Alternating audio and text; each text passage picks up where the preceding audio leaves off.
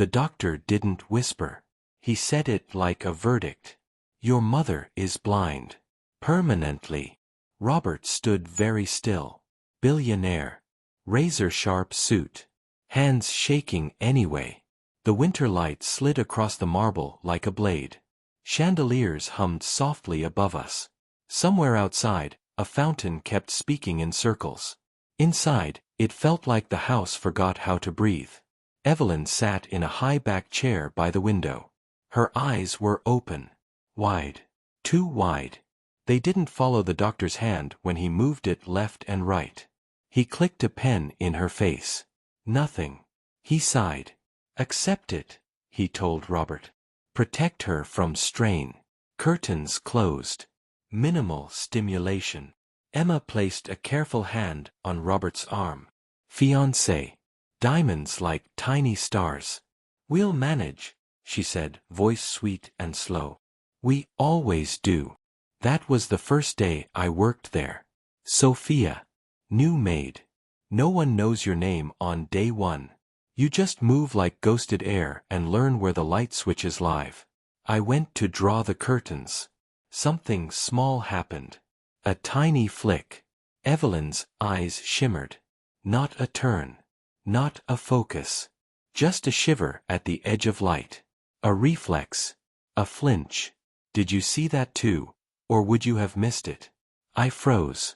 The fountain kept whispering. Robert swallowed hard. The doctor, Michael, gathered his papers. We'll review in 6 months, he said. 6 months. With the curtains drawn. In the hall, I smelled a sweet, bitter note. From a small bottle on the console table, tucked behind Lily's. Lubricating drops, someone had written in a neat hand. My mother used drops too when I was little. Not like this. Not with this faint, dangerous perfume that hung to the air like a secret. When I carried tea back in, I saw something else. Evelyn's fingertips rubbed the chair fabric exactly when the sun moved across the floor. Not seeing. Sensing. Hoping. Have you ever watched someone fight the dark with only a thread of light? I stood by the window and let the sun rest on my wrist. Warmth climbed my skin. Mrs. Evelyn, I said softly, do you feel that? A pause. A breath.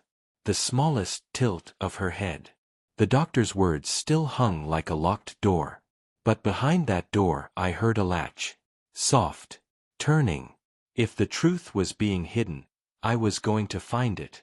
Would you have spoken up on your first day? Or stayed quiet? The Marrow estate was all stone and glass and disciplined silence. Staff moved in rhythms you feel more than hear. Polished steps. Polished smiles. Polished lies. I learned routes.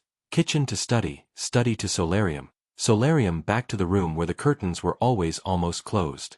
Evelyn Marrow wore a cream shawl even when the sun was kind. Her eyes stayed wide. Unblinking too long. Then blinking too slowly. That can be grief. Or medicine. Or both. What do you think it was? Robert's footsteps always came fast, then stopped short, like he ran to the door and remembered he was afraid of it. He'd kneel by her chair. Mom, he'd whisper. I'm here. Silent moment. He'd pretend not to look at the doctor's notes on the side table. He'd pretend not to see his reflection in the glass, a powerful man smaller than a memory. Emma directed everything. Flowers here. Curtains there. No direct sun, she told me. Mrs. Evelyn is sensitive. Her smile never reached her eyes. And please, Sophia, use these eye drops every morning and evening. 2 full drops. The bottle was labeled Hydrosilk, soothing. I held it, turned it, tapped the glass. The faint, bitter sweetness climbed into my nose again and stayed. I watched. Quietly. When I opened the curtains a little wider, Evelyn's fingers paused on the armrest. When I closed them, they relaxed. When the fountain's shimmer hit the carpet, her breathing changed. You ever notice how the body tells the truth when the mouth cannot?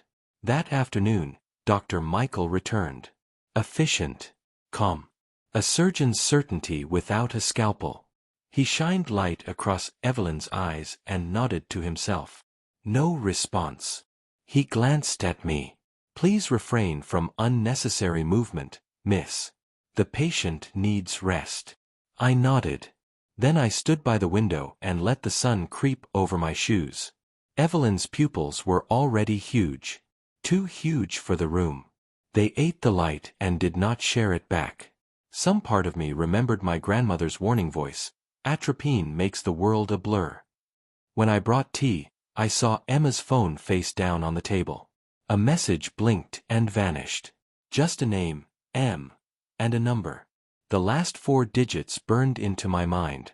I went to the pantry and opened the housekeeping manual. Rules, routines, schedules, and tucked between pages, handwritten instructions in blue ink.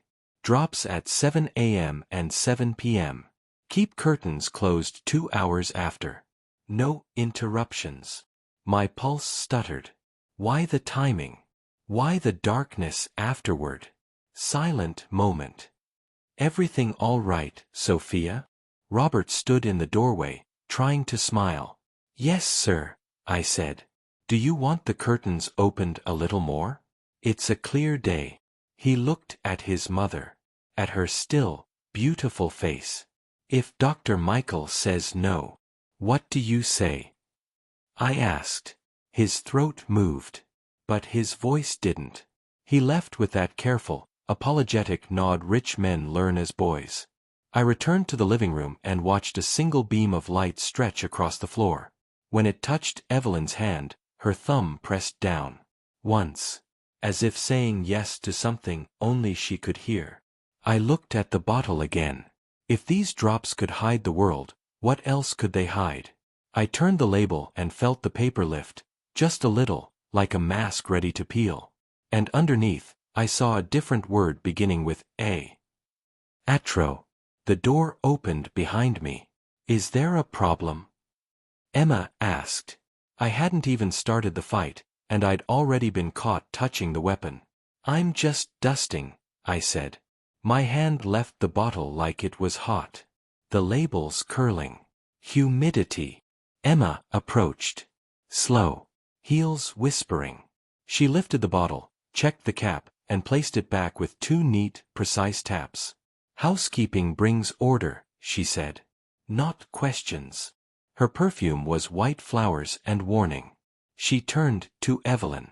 Sweetheart, she cooed. Time for drops. The word sweetheart did not fit her mouth. She tilted Evelyn's head, and I watched the liquid fall. 1, 2. Full drops. The smell swelled. A sweetness with an edge. The pupils, already wide, seemed to drink the room.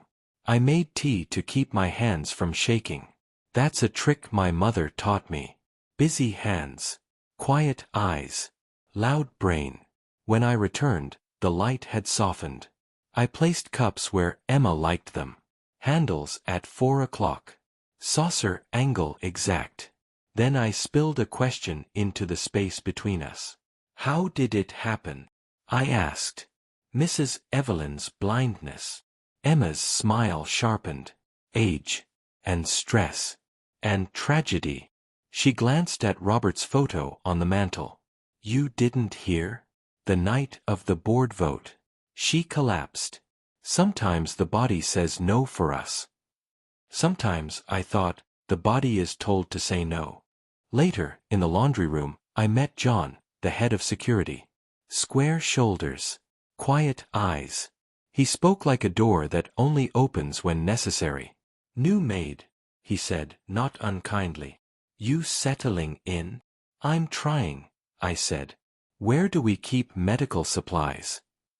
Locked, he said. Ask Emma. Of course. That evening, with the house hushed and the fountain's rhythm slowing, I tried a small test. I moved Evelyn's chair 1 inch closer to the window. She sat still.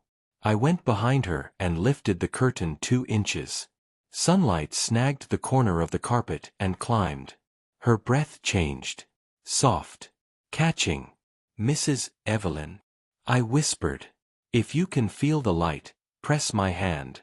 Her fingers found mine. They trembled, pressed. Once, twice. Like knocking from the other side of a wall. Silent moment. "Thank you," I breathed, eyes stinging. I asked a question I didn't know I'd been holding. "Do you want me to help you?" She pressed once. Firm. Yes.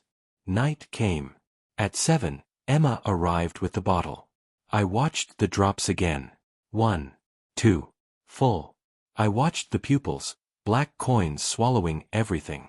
After Emma left, I took the bottle to the pantry and, heart hammering, peeled the label's edge with a fingernail. The paper lifted like dead skin. Underneath, a manufacturer's print. Not Hydra Silk. A different brand. A trop. The rest was torn. Atropine. The word pulsed in my head. Dilates pupils. Blurs near vision. Heightens light sensitivity. Doctors use it for exams. Not every day. Not like this. I needed proof. And allies. So I did something reckless. I took a single tissue. Dabbed a trace from the bottle. Sealed it in a sandwich bag. Slipped it into my apron. Could I get this tested? How? Who would believe me? As I stepped into the hall, I heard voices. Robert. And another. Low. Urgent. "We follow Dr. Michael's guidance," Robert said. "He knows what's best." "Of course," Emma answered, honey over ice. "But she's so agitated when there's light. The curtains help. You trust me, don't you?" He exhaled. "I do. Do you trust what's easiest, or what's true?" I rounded the corner. They both looked up. Emma's smile was blank porcelain. Robert's eyes, tired. "Can I get either of you anything?" I asked. Emma tilted her head. "Yes," she said. "Bring me the drops." When I reached for the bottle, a shadow moved in the doorway. Dr. Michael was watching me. "Evening rounds," Dr. Michael said, stepping into the light. His gaze landed on the bottle in my hand. He didn't blink. "Allow me." He took it carefully, like I might break it. Or read it. Or throw it against the wall and shout about truth. I wanted to do all three. He sat by Evelyn and performed the same movements as before. Light. Left. Right. No response. He tutayed. "Stable," he decided. "Continue the regimen." "What regimen?" I asked, voice gentler than my heart. "The drops. The curtains. The timing." He smiled at me. A professional smile. A neat door slamming. "You're very attentive, miss. Kindly leave the medical decisions to those qualified." "Of course," I said. "What happens if the drops are stopped?" He set the bottle down. "Discomfort," he said. "Confusion. We keep patients comfortable." "Or compliant. What would you have asked if you were me?" After he left, I found Robert in the study. He sat behind a desk designed to make men feel invincible. He looked anything but. "Sir," I said, "may I try something with Mrs. Evelyn? A harmless test." He hesitated. "Dr. Michael." "I know," I said gently. "But it's simple. It might help us understand what she can still sense." He rubbed his eyes. "What if I'm holding on to hope that keeps hurting us?" "Then let me carry a little of it," I said. He stared at the door. At the dark. "All right," he whispered. "What do you need?" "Time," I said. "And the curtains open." At dawn, when the house was soft and unguarded, John unlocked the room for me. He didn't ask why. He had soldier's intuition. He stood by the door, a quiet witness. I pulled the curtains wide. Morning poured in. Gold. Gentle. Evelyn's head turned a fraction toward the window. Her pupils, still too big, didn't constrict. But her mouth parted like someone tasting a memory. I held a hand 3 feet from her face. Moved it fast toward her eyes. A primitive test. The menace reflex. She flinched. It was small. It was real. Silent moment. Mrs. Evelyn, I whispered. If you can see a shadow, squeeze my hand twice. She did. 2 quick pulses. Tears rose hot and sudden in my eyes. Your mother is not lost, I told Robert, who had come to the doorway and now stood there, stunned. She is being kept in the dark. He sat down slowly. By who? He asked, voice breaking. Why? I picked up the bottle from last night. Turned it so he could see the peeled edge. I think these drops are more than soothing, I said. I think they're keeping her pupils blown so wide that the world can't come back into focus. That's impossible, he whispered. Dr. Michael, Emma. Who benefits if she cannot read, sign, or challenge? I asked quietly. Who asked the lawyer to bring powers of attorney early? Who keeps the curtains closed 2 hours after every dose? He looked sick. Emma, he said. He closed his eyes. And I believed. I touched the desk. Believing isn't a crime, I said. Doing nothing might be. We needed proof. Something undeniable. So we waited. We charted. For 2 days, with John's discreet help, I tracked doses and light and the tiniest responses. Morning flinches. Afternoon stillness. Night confusion. A pattern emerged like bruises. On the 3rd day, I hid a small camera behind the lilies. Movement activated. I hated doing it. But I hated the dark more. That evening, at exactly 7, Emma came in. Hummed. Smiled for the room, which didn't deserve it. She took the bottle. Tilted Evelyn's head. 1, 2. Full. Then, another vial from her pocket. 1 more drop. This one unlabeled. Different viscosity. Different scent. She shook her hand as if flinging a thought away. The camera saw everything. As I reached for the device to show Robert, footsteps thundered down the hall. Dr. Michael, faster than I'd ever seen him move. Give me the camera, he said. No, I said. His eyes narrowed. Gentle was gone. This is a violation of privacy. So is stealing someone's sight, I answered. Emma appeared behind him, smile already wounded. Sophia, she breathed. How could you? Robert stepped into the corridor from the opposite side. His face was ash. What's going on? I held the camera like a beating heart. You need to see this, I told him. Not here, Dr. Michael said quickly. Let's keep Mrs. Evelyn calm. We gathered in the study. John closed the door. He did not smile. He became the kind of wall bad men break themselves on. I played the footage. No sound. Just the truth. Emma's hands. The bottle. The second vial. The extra drop. The way her eyes flicked to the door between motions. Robert watched without breathing. When it ended, he looked at Emma as if she'd turned into a stranger mid-sentence. What is that? He asked, each word careful. Emma didn't cry. Not yet. She lifted her chin. A stabilizer, she said. Doctor's orders. Dr. Michael's jaw moved. For comfort, he said quickly. I reached into my apron and placed the small sandwich bag on the table. I saved a trace. A lab can tell us what's in it. Emma's smile snapped. Who will believe the maid? She hissed. Me, John said. Me, Robert whispered. Emma recalibrated in an instant. Tears now. Perfect. Rob, she said, we're trying to help your mother. The light hurts her. You're under stress.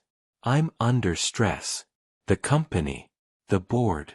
If your mother can't see, she can't be overwhelmed. She can rest. Isn't that what you want? Is it what she wants? I asked. I turned to the door. The sun is out. We moved as if the floor had given us permission. Into the living room. I opened the curtains all the way for the first time since I arrived. Light crashed over everything. Dust became stars. Color returned to the rug like blood to a face. Evelyn turned her head slowly. She lifted her hand. The shadow of the window frame crossed her palm. Her breath caught. "Oh," she whispered. It was the first word I'd heard. A soft syllable like a church bell far away. Emma flinched. "Close them," she said sharply. "It overwhelms the patient." "No," Robert said. "Mrs. Evelyn," I said, kneeling. "Can you see the shadow on your hand?" Her forehead creased. She lifted both hands and moved them through the light like a child through water. "Dark," she whispered. "Light." Tears spilled. Silent moment. I turned back to the others. Atropine dilates the pupils. Keeps them from constricting. Add a little each day, then more. The world becomes pain. And blur. Even shadows go soft. I looked at Dr. Michael. "Why?" He stared at the floor. "Pressure," he said finally. "The board. The will. If she remained incapacitated, decisions could be accelerated." Emma insisted. She said it was temporary. His voice had the rattle of a man explaining himself to a mirror at 3 a.m. "Temporary power is still power," I said. Emma's face hardened. The lace fell. "Fine," she snapped. "We did what needed doing. Your mother is fragile, Robert. You're drowning. I kept this house afloat." "You drugged my mother," he said, the line in his voice turning to steel. He moved to the table. Picked up the bottle. Then the second vial. He looked at the label someone had tried to hide and didn't. "John," he said quietly, "call the police. And the state board." Emma reached for the door. John was faster. Dr. Michael sank into a chair like his bones had resigned. Light kept moving on the rug. I guided Evelyn's hands toward the sun. Minutes passed. Then an hour. Her pupils did not change much. Not yet. But her face did. Hope opened it from the inside. As the sirens approached in the distance, Evelyn turned her head toward her son's voice and whispered a second word, his name. "Robert." It didn't end in a movie beat. It ended like real life, paperwork and statements and too many coffees gone cold. Police came. Nurses with kind eyes came. The state board called. Dr. Michael was led out, coat carefully folded over his arm like dignity could be kept wrinkle-free. Emma left without perfume. Only the bitter smell of what she'd done remained in the room for hours. We kept the curtains open. Not all the way at first. Evelyn wore dark glasses. The light hurt like honesty. We sat with her in the mornings when the sun was soft and the fountain spoke in smaller sentences. "Shadow," she'd whisper, lifting her hand. "Light." Then, "Blue." The shawl. Then, "Green." The plant. Each word a rung on a ladder out of a well. Robert changed. He stopped making rooms bend around him. He waited. He listened. He learned the quiet. "I'm sorry, Mom," he told her. Many times. In different ways. Silent moment. She touched his face like reading Braille. "You were afraid," she said. "You're my boy.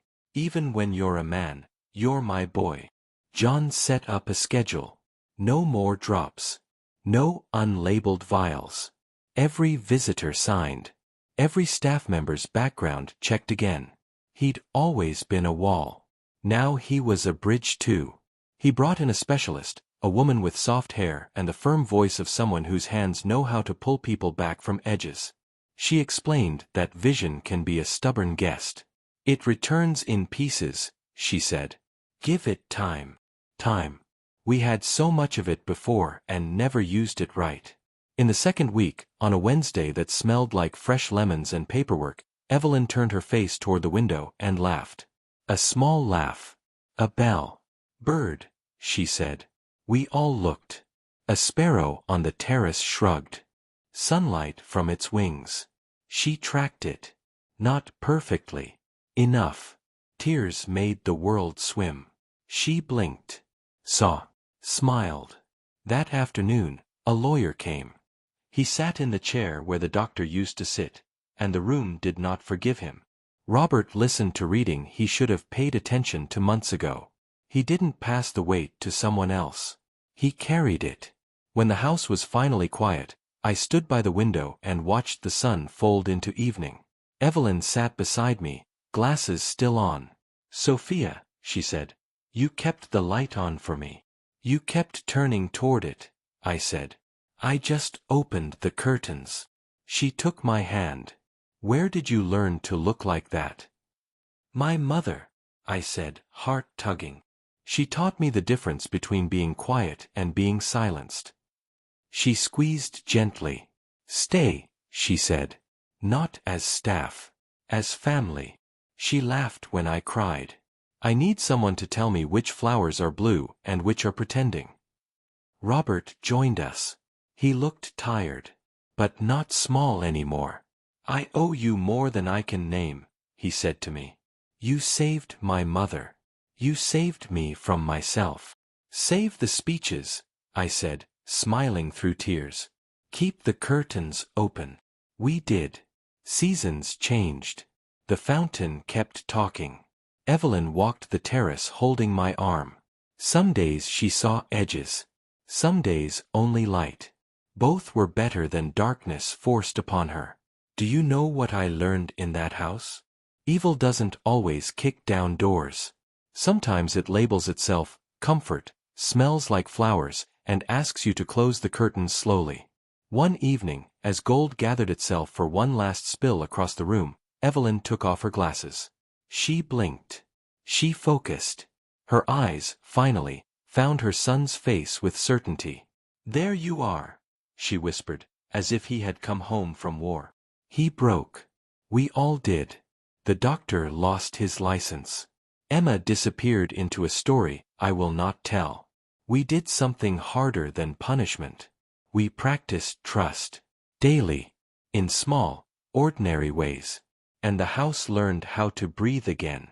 Before you go, tell me this. If you saw a truth that no one wanted to face, would you open the curtains anyway? Why, or why not?"